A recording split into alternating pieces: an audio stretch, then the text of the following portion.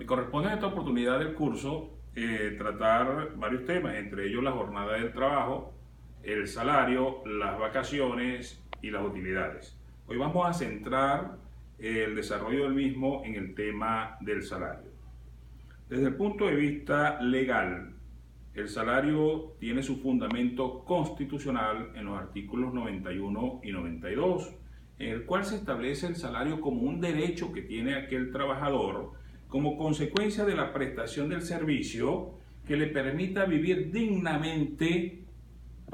junto a su familia y satisfacer de esa manera, mediante la percepción salarial, aquellas necesidades básicas de orden material, social e intelectual,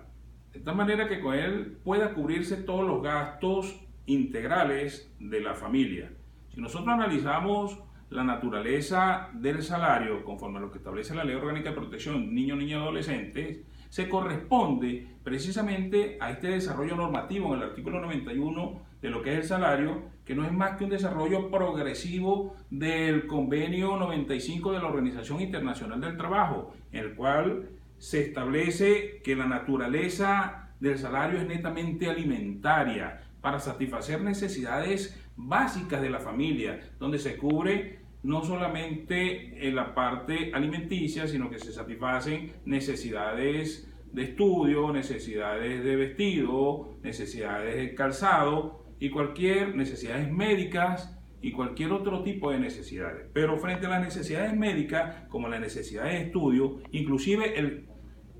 la Constitución actual va más allá y establece precisamente en el desarrollo normativo de la actual Ley Orgánica del Trabajo, trabajadoras y trabajadores, una norma de corresponsabilidad social entre la colectividad y el Estado y aquellas instituciones creadas por el Estado precisamente para coadyuvar al cumplimiento educativo y laboral en Venezuela. Desde este punto de vista, nosotros tenemos establecido lo siguiente: el Estado, coadyuvando con la sociedad y con aquellos entes populares, se establece la gratuidad de la educación, la gratuidad del servicio médico, que es de carácter público, a los fines precisamente de que se conserve la integridad del valor del salario para satisfacer necesidades propias del trabajador y de su familia. Desde este punto de vista, en dicha norma constitucional se establece igualmente la inembargabilidad del salario, es decir, una protección constitucional al salario que, si bien es cierto, venía establecida así en el Código de Procedimiento Civil vigente, ya derogada precisamente por esta norma constitucional, toda vez que el Código de Procedimiento Civil establecía una escala de descuento o la imbrogabilidad del salario, ya no tiene sentido. La imbrogabilidad del salario deja de tener efecto y ahora adquiere protección constitucional por lo que ocurría anteriormente. Antes el trabajador, frente a una necesidad económica, iba a una oficina de algún prestamista quien le emitía una cantidad de dinero sobre la base de la cancelación de un interés alto, es decir, caía en usura, pero al mismo tiempo se suscribía un documento donde el trabajador reconocía la existencia de la obligación por un monto superior al que había percibido, y ese documento iba a ser llevado a la oficina administrativa de la entidad de trabajo, donde a partir de que fuese consignado allí se empezaban a hacer los descuentos sobre el salario, no solamente por la parte que había recibido en calidad de préstamo, sino por el monto en usura, que muchas veces era el doble del monto del préstamo y que le era cancelado a este prestamista en un largo periodo de tiempo, y entre más tiempo, más intereses, indudablemente que se aprendía en desproporción a favor del prestamista y en perjuicio del trabajador dicho salario. Gracias al contenido constitucional y a la inembargabilidad de salarios, con las excepciones establecidas en la ley, por supuesto. ¿En cuál ley? En el Código Civil y en la Ley Orgánica de Protección de Niños, Niñas y Adolescentes. Inclusive la misma Ley Orgánica de Trabajo contempla la posibilidad de que para la manutención de los hijos del cónyuge o aquella persona que esté conviviendo mediante una relación estable de hecho con este trabajador, pueda solicitarse el porcentaje correspondiente, que en la práctica no excede de la tercera parte del valor del salario devengado por el trabajador, para satisfacer las necesidades básicas, materiales, sociales e intelectuales de esta persona. El Código Civil establece que inclusive cuando el cónyuge, separado por supuesto,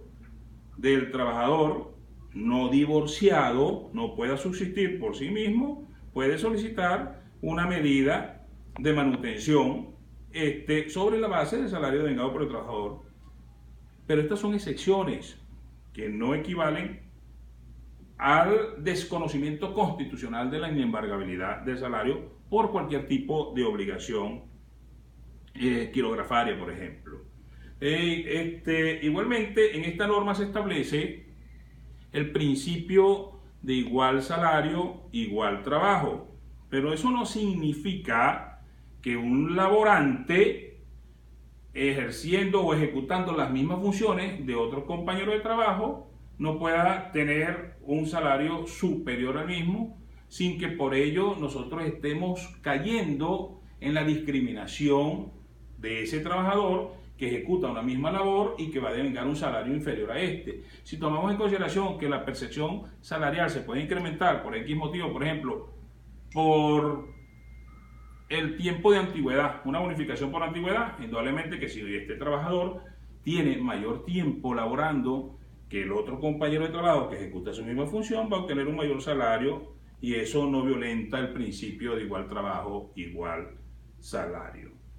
Este salario, conforme a lo que establece la norma constitucional, debe también ser igualmente cancelado en forma periódica y en moneda de curso legal en el país. Es decir, que no hay la posibilidad de que nosotros establezcamos el pago de unos salarios sobre la base de una moneda extranjera en nuestro país, ni inclusive en el régimen especial de los trabajadores deportistas profesionales, donde nosotros observamos y verificamos que traemos algunos profesionales deportistas a determinadas ramas del deporte, como por ejemplo el béisbol, el básquet, y que aun y cuando se pactase una contratación con los mismos, el salario establecido para el desempeño de su labor profesional, en este caso el deportista, se va a estipular en bolívares, en la moneda de curso legal en nuestro país. De esta manera que el salario lo podemos entrar a definir conforme a lo que está establecido en el artículo 104 de la Ley Orgánica del Trabajo, Trabajadoras y Trabajadores. El artículo 104 de la Ley Orgánica del Trabajo, Trabajadoras y Trabajadores no contempla lo que nosotros conocemos como salario básico, pero que es un concepto que ha venido siendo adicionado por vía jurisprudencial. Y en ese sentido entendemos como el salario básico aquella percepción que recibe el trabajador como consecuencia de la prestación de su servicio y que no tiene aditivo, es decir, no tiene ningún concepto que no sea el monto por el cual yo fui contratado para el ejercicio propio de la prestación del servicio. Ese sería el concepto de salario básico. Mientras que el salario integral y el salario normal, que si se encuentra establecido como tal en el parágrafo primero y el parágrafo segundo del artículo 104 de la Ley Orgánica de Trabajo, entonces nosotros entenderíamos que el salario normal, a diferencia del salario integral, viene siendo aquella remuneración devengada por el trabajador como consecuencia de la prestación de su servicio, excluyendo las percepciones que no tienen, por supuesto, carácter salarial o las percepciones de carácter accidental, pero que gozan de una particularidad, que el salario normal debe ser devengado en forma regular y permanente por el trabajador, y se excluyen de él la alícuota correspondiente a utilidades y abono vacacional, a diferencia del salario integral, que el salario integral sí es aquel que igualmente es percibido por el trabajador como consecuencia de la prestación del servicio, pero entendida como la remuneración, provecho o ventaja, independientemente de cualquier método de cálculo, y que debe ser pagado con ocasión al trabajo mismo. Pero se le adiciona a este salario integral los conceptos que inclusive pudieran estar representados por gratificaciones, por cualquier liberalidad, o no una liberalidad, como consecuencia de una bonificación única independientemente del tiempo en que se pague, pero que siempre y cuando tenga las características de salario, nosotros podemos hablar entonces del salario integral. De esta manera damos por concluida la clase de hoy y continuamos posteriormente en el desarrollo del tema.